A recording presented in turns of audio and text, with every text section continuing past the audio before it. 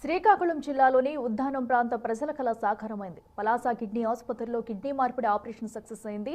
2 కిడ్నీలు ఫెయిల్ అవడంతో 2 ఏళ్లుగా బాధపడుతున్న హేమశ్రీ అనే మహిళకు ఈ ఆపరేషన్తో పునర్జన్మ వచ్చినట్టయింది. హైదరాబాద్, విశాఖ నుంచి వచ్చిన వైద్య బృందం పలాస కిడ్నీ ఆసుపత్రిలో తొలి కిడ్నీ మార్పిడి ఆపరేషన్ చేశారు.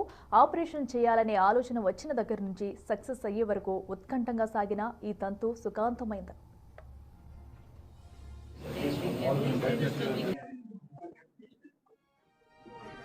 మళ్ళీ ఇంకేం చెప్పను, చాలా మంచిగా ఉంది.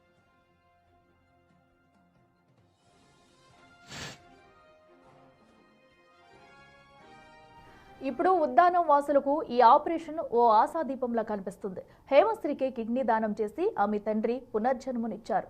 2 ఏళ్లుగా ఎన్నో ఆసుపత్రులు, ఎన్నో చికిత్సలు చేసినా ప్రయోజనం లేకపోవడంతో కిడ్నీ మార్పిడే ఏకైక మార్గమని డాక్టర్లు సూచించారు. హేమశ్రీ కుటుంబ సభ్యులకు బ్లడ్ టెస్టులు చేసి చివరకు ఆమె తండ్రి కిడ్నీ ఆపరేషన్కు సరిపోతుందని డాక్టర్లు తేల్చారు.